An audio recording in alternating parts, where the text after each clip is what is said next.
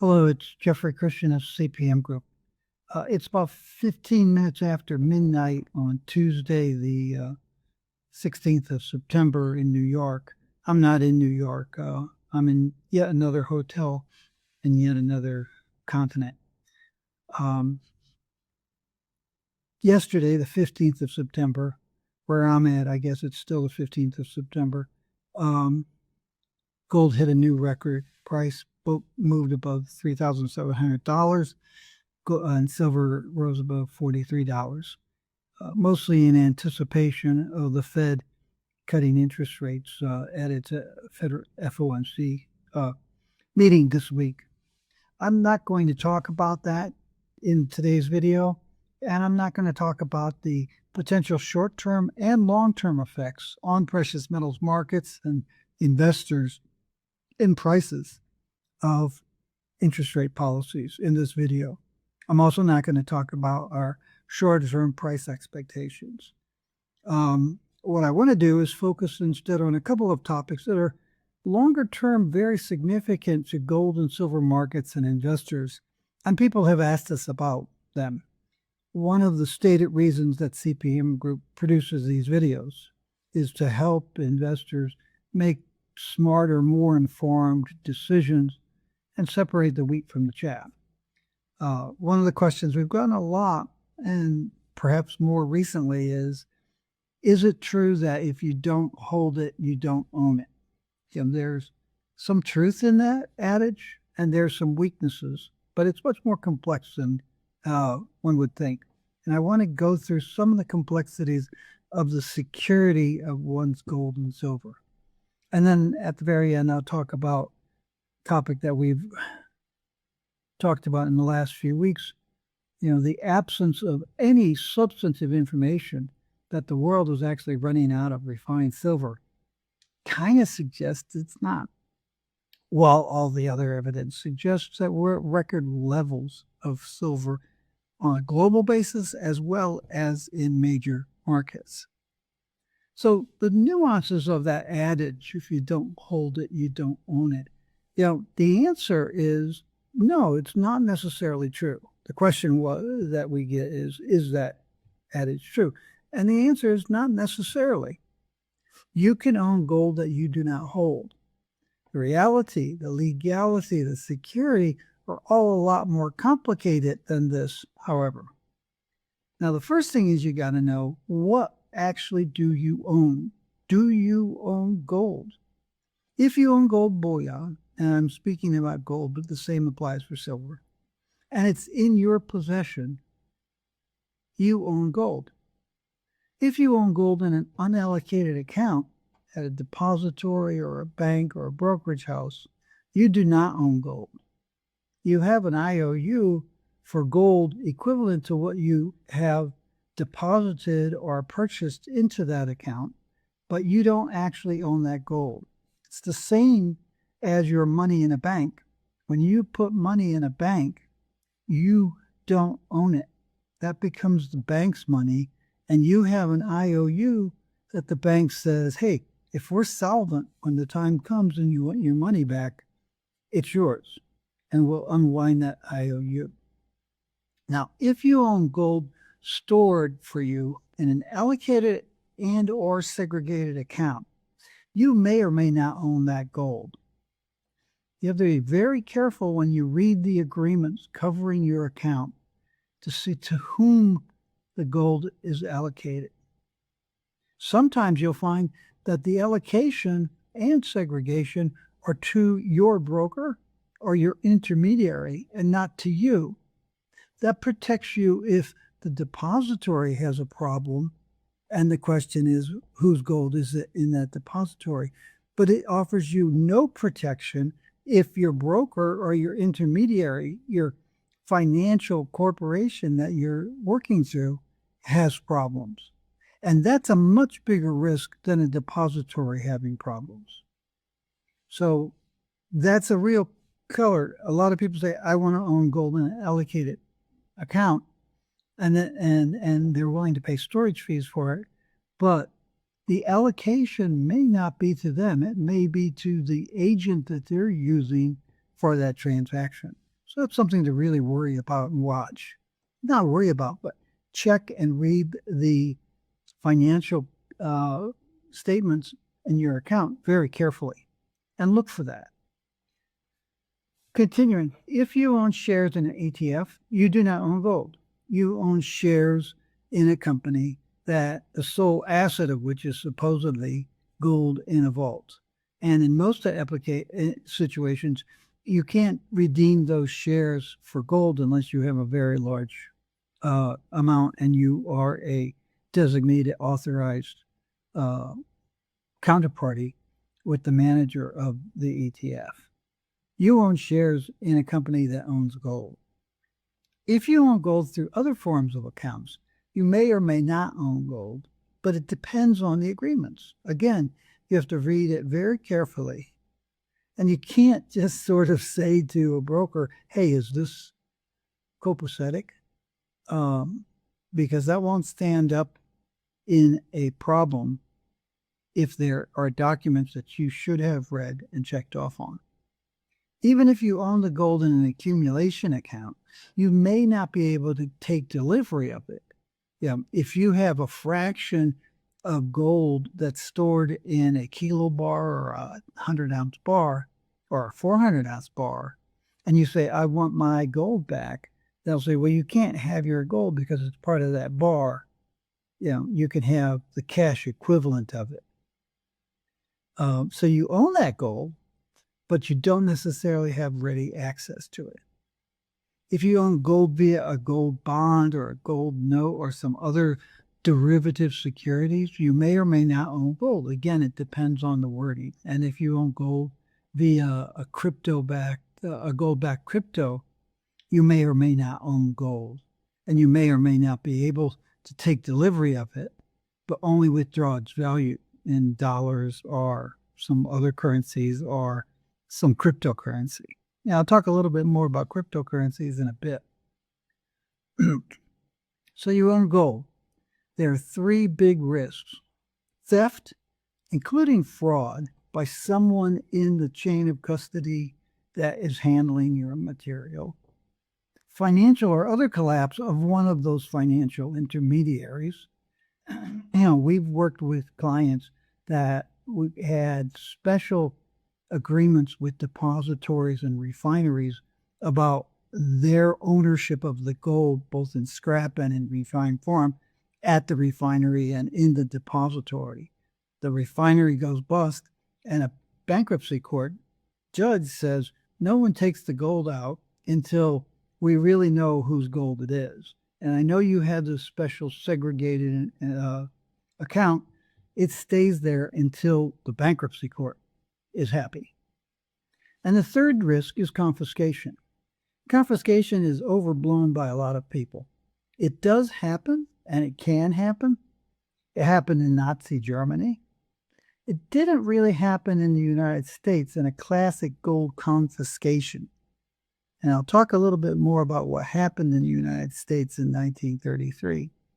It can happen again, but the financial and economic rationale for confiscating gold no longer exists, at least in the United States. When the Depression was 5 years on and getting worse, partly because of the Smoot-Hawley tariffs that were imposed in 1929, 1930, that worsened the recession, about a third of the world's financial wealth was in gold.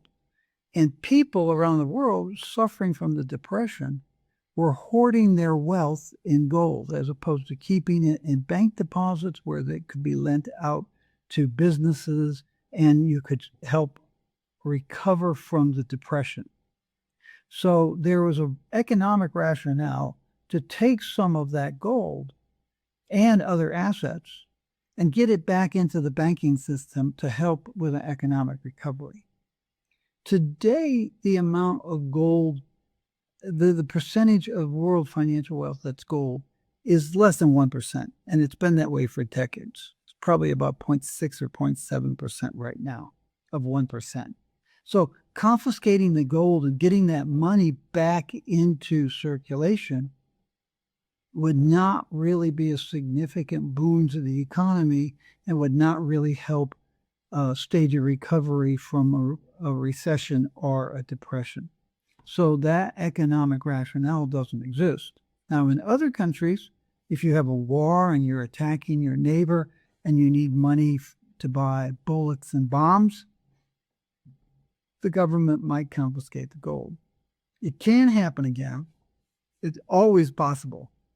One of my clients, who was a multi-billionaire who had a significant amount of gold and silver, he's passed away, unfortunately, because he was really an interesting fellow, had been born in the Soviet Union during World War II.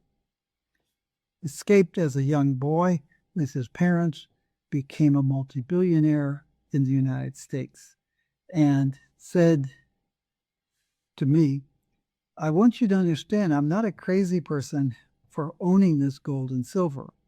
I know from my life that a piece of paper written by a government, you can call it a constitution, you can call it a Bill of Rights, you can call it whatever you want, can be abrogated and ignored by that government.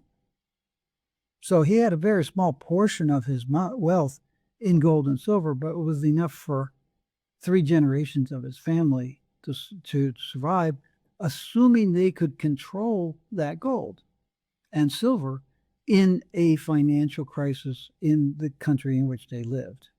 And as a result, they had gold and silver in various depositories in various countries. And they had physical gold and silver that they held. They owned the gold and silver in those other depositories. It was theirs. If you hold the gold in a depository in the right way, you own it. Getting back to confiscation. Funny thing about confiscation, owning the physical gold doesn't protect you from confiscation or theft. In some cases, it makes you more vulnerable to theft or fraud. It does make it easier to hide it regarding confiscation. Now, going back to 1933, because there's so much inaccurate stuff that gets said about gold confiscation by people who don't deserve anybody's respect. And there are people who get afraid of it. There was no confiscation in 1933 or after that, per se. There were no treasury men going from bank to bank, going through deposit boxes, opening them up, forcing the bank to open up the deposit boxes and taking any gold they found. They didn't go to homes and offices. One person in New York, being a part of the dark side of New York City, challenged the federal government, and he had his gold involuntarily taken from him. If he really wanted to do that, okay, fine. Most of the 40 plus million ounces of gold that was turned in after in 1933 and beyond was turned in before the executive order was issued in April. Many residents and American residents were allowed to keep up to 5 ounces of gold each. And there was this loophole, which is if you had a numismatic collection, you were allowed to keep 2 U.S. gold coins from each annual mintage as collectibles or numismatic coins. And we had issued gold coins, don't hold me to it, I think starting in the 1870s through 1932. We had minted 33 gold coins, but they were pulled from circulation when the executive order was made in April. So you could have had 100 ounces of gold in gold coins if you had 2 coins from every mintage. So there were loopholes in that calling in of the gold. Again, 40 million ounces were turned in between Inauguration Day, like March 6th, 1933, and the date when the gold executive order was issued on April 5th. The other thing that happened, because you should not look at the world in gold-colored glasses. When FDR was inaugurated, after the inaugural parade, back at the White House, he signed a emergency order closing the banks, and the banks stayed closed for about a week. When they reopened, there were enormous lines in front of banks across the country of people redepositing their money in the banks. They had withdrawn, they had hoarded gold, but they had also withdrawn their money, and they were holding their money at home because of the fragility of the financial system and the bank. And right away, in early March, once Roosevelt was in power, there was this incredible surge of confidence that he would get the country out of the recession. And the next day they opened the bank, when the banks were open, people poured their money back into the banking system. The gold executive order 6102 didn't happen until April 5th. By that point, 40 million ounces of gold had been turned in ahead of the order. They had them hidden in the backyard or swirled away to Canada. The Treasury had estimated they had issued about 58 million ounces of gold coins and gold-backed certificates, gold certificates they were called, as of the end of February 1933. Of that, about 28 million ounces were gold coins that were minted by the Treasury prior to 1933. And then there were other gold coins from other countries. There were previous gold coins from earlier periods of time. 40 million ounces of gold were turned in before the executive order. Another 4 million ounces came in the first month between April 5th and May 5th, or May 1st of it, and then another 2 million ounces. And the Treasury estimated that about 8.2 million ounces of gold in coin form must have been exported or lost or was held in those, you can have 5 ounces of gold, or you can have a numismatic collection, which was up to like 100 ounces of gold. The entire process was based on voluntarily turning in the gold. No enforcement. Holders of 83% of the gold voluntarily turned in the gold before the law even went into effect. And they didn't go through people's deposit boxes. I have another ex-billionaire investor client who's a sad guy because he reads all kinds of garbage on the internet and panics. And he called me up one day and he said, I heard that Treasury officials are going through bank deposit boxes around the country taking people's gold. I said, where did you hear that? And he said, oh, so-and-so on his newsletter on the internet. I said, have you watched the news, read a paper, listened to the radio news? He said, no. I said, oh, well, you should, because you'll see no one's reporting that. And you can believe that if that were happening, it would be all over the news. Or you can not believe that, but then that's between you and your maker. The reality is the U.S. gold confiscation of 1933 was not what it was, is believed by many people. It doesn't make economic or financial sense to happen again. And it didn't happen 5 years ago when my conspiratorially oriented investor called me. I had this picture I like to use of during Prohibition, and there are no photographs of Treasury or federal marshals going through homes looking for gold because there were no such searches. And I point out here that this is the way that Republican Hoover acted with Prohibition, in contrast to confiscate the FDR gold calling. Now, I know some people say that I must be a Democrat. Those are people who clearly either have never seen any of our videos during the Biden administration or even the Obama administration. Or if they listened to them, they didn't have a clue what they were listening to. because my criticism of the Biden administration was enormous. And I famously said on MSNBC in the early days of the Obama administration, the previous administration were a bunch of crooks. These guys are just stupid. So and I've said in my videos before, if you think in terms of Democrat versus Republican, you're part of the problem. If you think in terms of liberal versus conservative, you're part of the problem. You don't understand what's going on if that's the way you think. The problem politically is the corporatization of politics by the Democrats and the Republicans, among other things. And it'll get worse. Some more scary truths about holding and owning assets. The truth is that it's not just gold and silver. It's all of your assets, even your home, even your car can be commandeered by a government, not just in the United States, pretty much anywhere in the world. Again, those three big risks: theft, including fraud, financial collapse of your intermediaries and counterparts, and confiscation.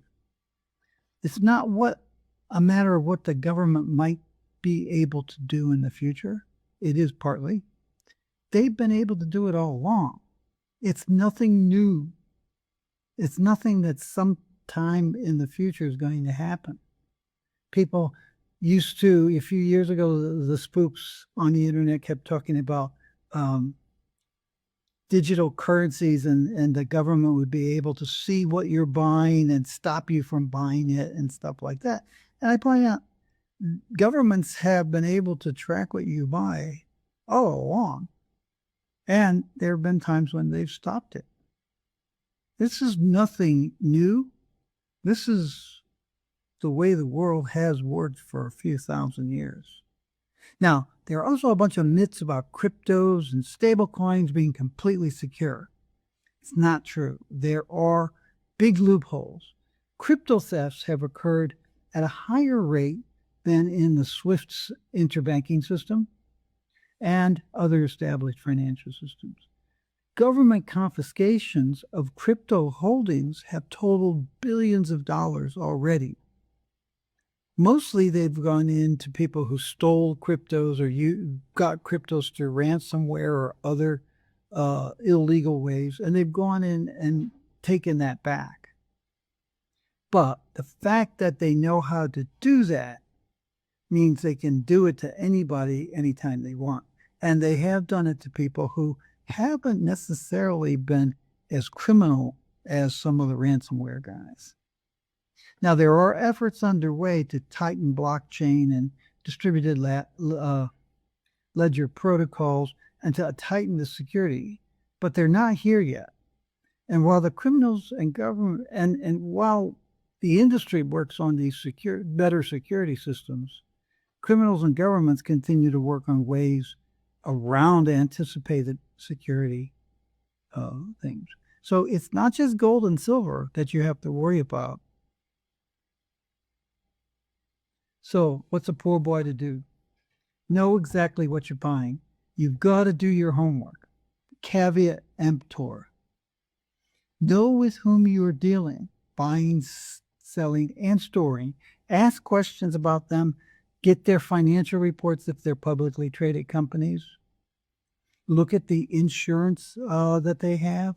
Read the documentations.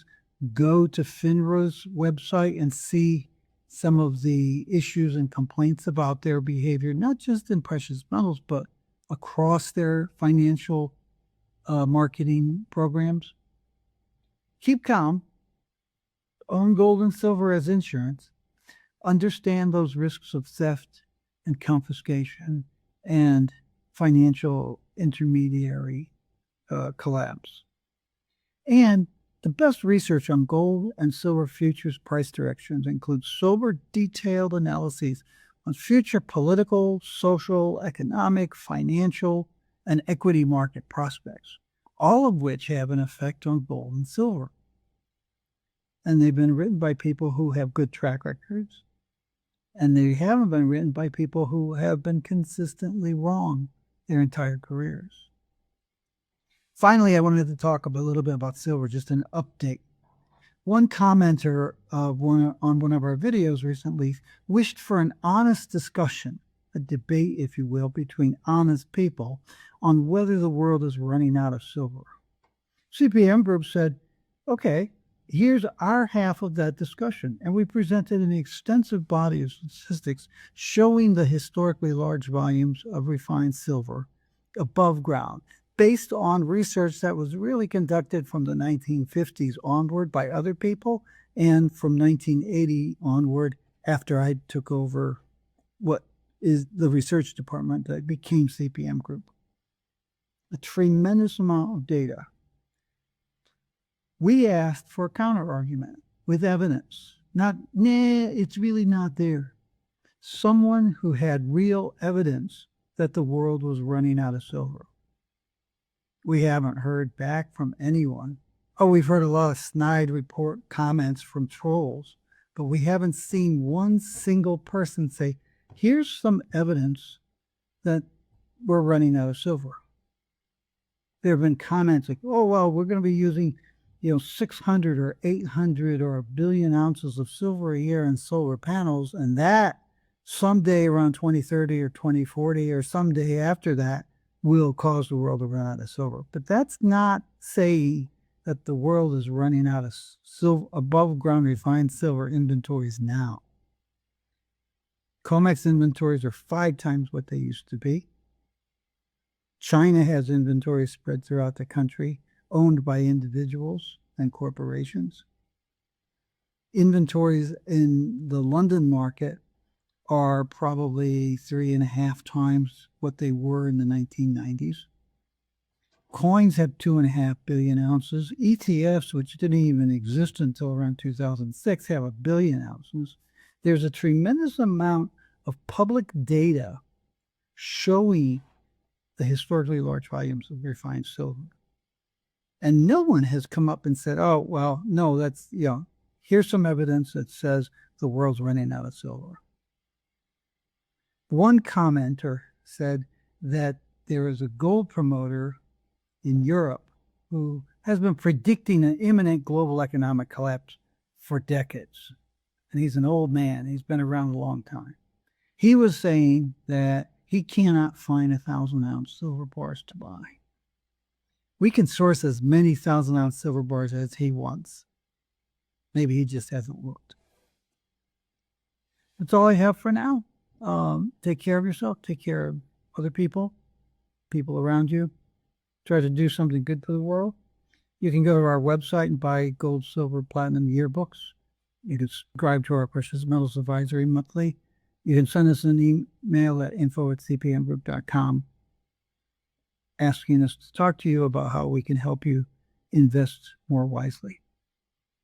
Take care.